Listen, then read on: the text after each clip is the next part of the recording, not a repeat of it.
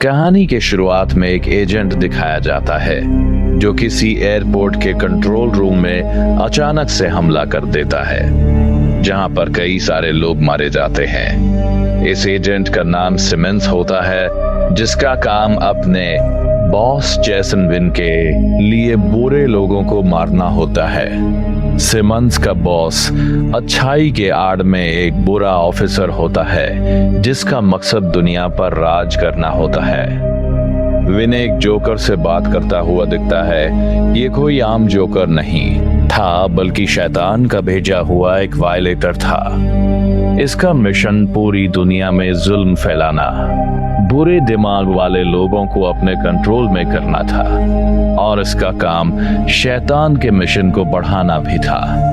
Joker win से जैविक हथियारों के बारे में पूछता है, जिसे जोकर ने उसे बनाने के लिए कहा था।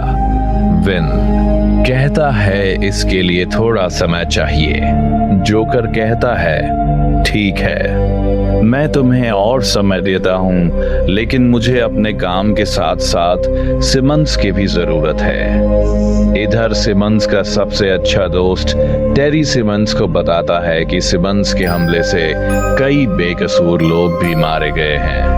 सिमंस को जब ये पता चलता है कि उसकी वजह से बुरे लोगों के साथ साथ कई बेकसूरों की भी हत्या हुई है, तो उसे बहुत बुरा लगता है। वो अपने बॉस विन के पास जाता है और कहता है कि मैं अपना नौकरी छोड़ना चाहता हूँ। सिमंस का बॉस कहता है कि अगर तुम ये काम छोड़ना चाहते हो तो छोड़ दो, मैं तुम्हारे मर्जी के खिलाफ नहीं हूँ, लेकिन तुम्हें मेरे लिए एक आखिरी मिशन पूरा करना होगा जो बहुत ही जरूरी है। सिमंस का बॉस सिमंस से कहता है कि नॉर्थ कोरिया में एक जैविक हथियार बनाई जा रही है, जिससे पूरी दुनिया को खतरा है। तुम्हें बस उसे नष्ट करना है। इसके लिए सिमंस मान जाता है। जब सिमंस अपने आखिरी मिशन पर पहुंचता है, तो वहां उसका बॉस पहले से ही मौजूद होता है, जो अपने नए एक्सपेरिमेंट के लिए उसी जैविक हथियार से वहां के 8000 लोगों की जान लेना चाहता है। सिमंस को जब ये बात पता चलता है, तो वह अपने बॉस को रोकने के लिए विन पर बंदूक तान देता है, लेकिन तभी विन की पार्टनर सिमंस पर गोलियों की बारिश कर देती है, जिससे सिमंस घायल होकर नीचे गिर जाता है। आखिर में सिमंस का बॉस न चाहते हुए भी अपने सबसे होनहार एजेंट सिमंस को जला देता है। सिमंस मरते हुए केवल अपने पत्नी वांडा का नाम लेता है, जिससे वो बेहद प्यार करता था। सिमंस मरने के बाद आग के रास्ते से नर्क में पहुंचता है, जहां उसे नर्क का सबसे ताकतवर दानव माले बोलजिया मिलता है, जो स्वर्ग पर कब्जा पाने के लिए अपनी एक बड़ी आर्मी बना रहा था। माले बोलजिया सिमंस से कहता है कि मैं यानी नरक का देवता तुम्हें धरती पर वापस भेज सकता हूँ, जिसके बाद तुम अपने परिवार और अपने पत्नी वांडा से मिल सकते हो, लेकिन उसके बदले में मुझे तुम्हारी आत्मा चाहिए। सिमंस माले बोलजिया की बात मान जाता है और सिमंस अपनी आत्मा उसे बेच देता है। माले बोलजिया सिमंस को 5 सालों तक नरक में अपने आर्मी के लिए तैयार करता है, और अब 5 साल बाद सिमंस को वापस धरती पर भेज दिया जाता है। लेकिन इसमें एक ट्विस्ट था। सिमंस की सारे यादें मिट गई होती है और उसका शरीर पूरी तरह जल चुका होता है। उसका चेहरा पहचाना नहीं जा सकता था। 5 साल बीत चुके हैं। सिमंस अपनी पुरानी यादों को पाने की चाह में अपने घर जाता है, तो वहां उसे पता चलता है कि अब वांडा आगे बढ़ चुकी है। उसकी शादी सिमंस के सबसे अच्छे दोस्त डैडी से हो गई है। उनकी एक बेटी भी है। सिमंस उनके घर के बाहर खड़ा होता है, लेकिन वह उनकी जिंदगी में वापस नहीं आ सकता, क्योंकि वह अब इंसान नहीं है। वो ना तो जिंदा है और न ही पूरी तरह मरा हुआ है। सिमंस का शरीर पूरी तरह जले होने के कारण उसकी पत्नी उसे देखकर डर जाती है और उसे नहीं पहचान पाती है, जिससे सिमंस को बहुत बुरा लगता है। अगले सीन में जोकर और सिमंस को दिखाया जाता है, जहां सिमंस जोकर को देखकर पूछता है कि तुम कौन हो। जोकर सिमंस को बताता है कि वह भी सिमंस की तरह मालेबोल्जिया का एक आर्मी है, जिसका मकसद अपने मालिक मालेबोल्जिया के लिए पूरी दुनिया में बुराई फैलाना है, और अब हम दोनों को मिलकर अपने मालिक के काम को पूरा करना है। वहीं जोकर सिमंस को उसके बॉस विन को मारने के लिए भड़काता है और कहता है कि सिमंस को विन से बदला लेना चाहिए, क्योंकि उसने सिमंस को धोखा दिया है।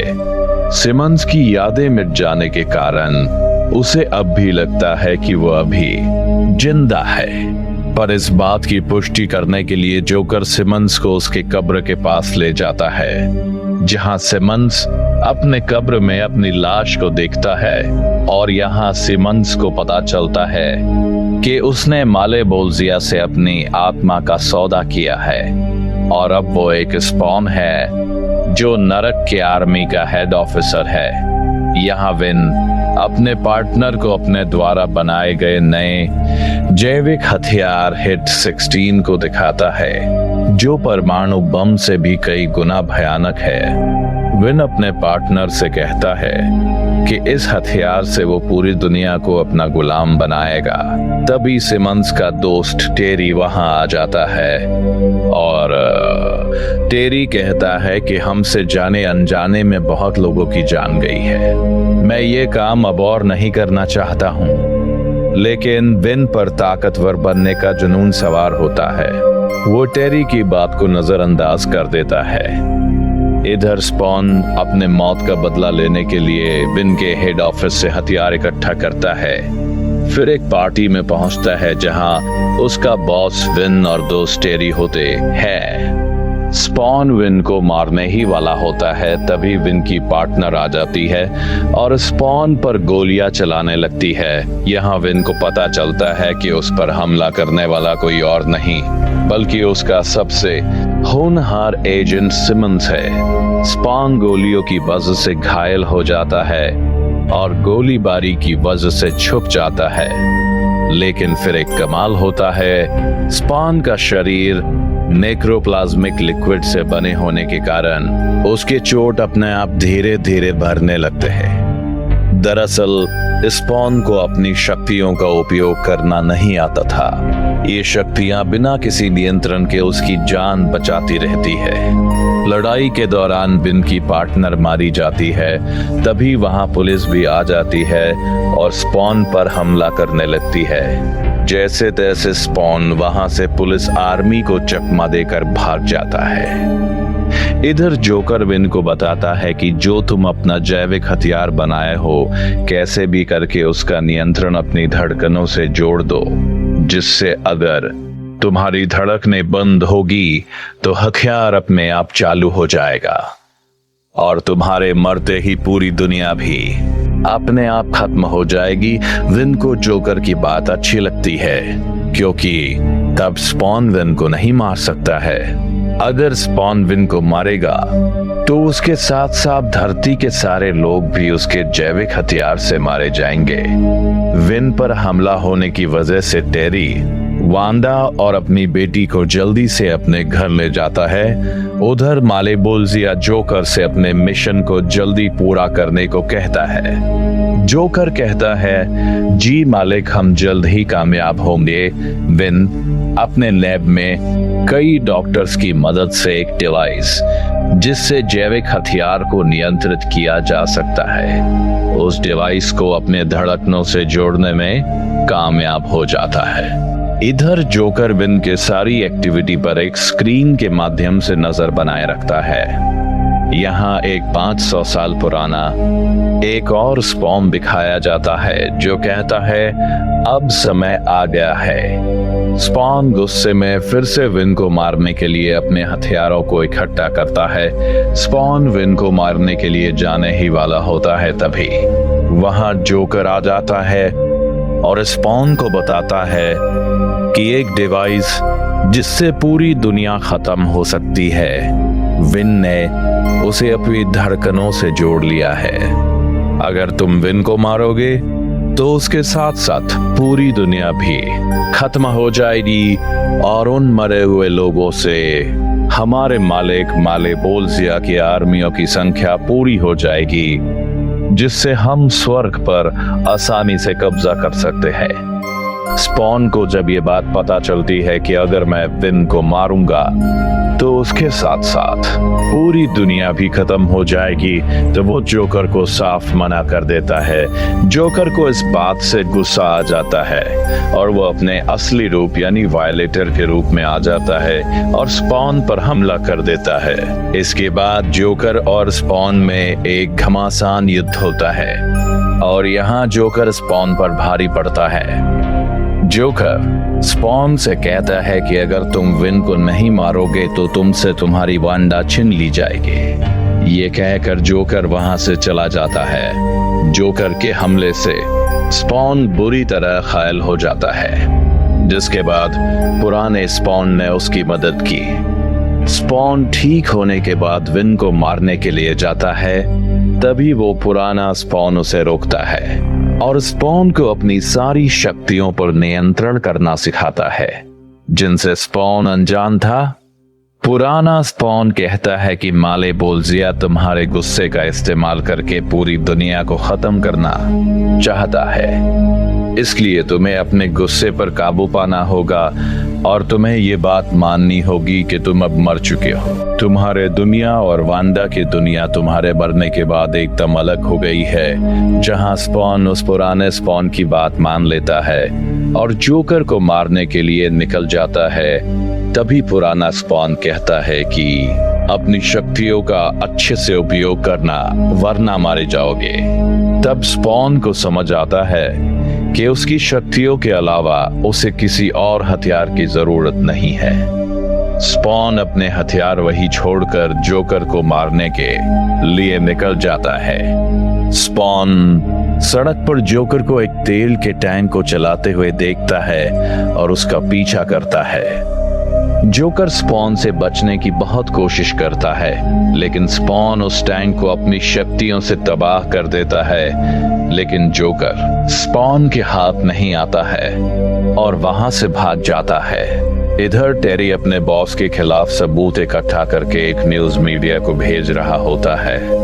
तभी वहां विन आ जाता है और टेरी के कंप्यूटर को गोलियों से भून देता है। विन वांडा से बाहर का दरवाजा खोलने को कहता है। वांडा जैसे ही दरवाजा खोलती है, वहां जोकर होता है, जो विन से कहता है कि विन हमारे प्लान के लिए रेडी होना, क्योंकि जल्द ही वांडा को बचाने के लिए स्पॉन भी यहाँ आता ही होगा। कुछ देर बाद स्पॉन वांडा के घर पहुंचता है, जहां विन वांडा के गले पर चाकू रखकर स्पॉन को कहता है कि तुम मेरे गुलाम बन जाओ, वरना मैं वांडा को जान से मार दूंगा। स्पॉन विन के दिल में लगे उस डिवाइस की वजह से चाहकर भी उसे को नहीं मार सकता है। तभी देखते ही देखते विन वांडा को मार देता है, जिसे देखकर स्पॉन गुस्से में विन को मारने ही वाला होता है।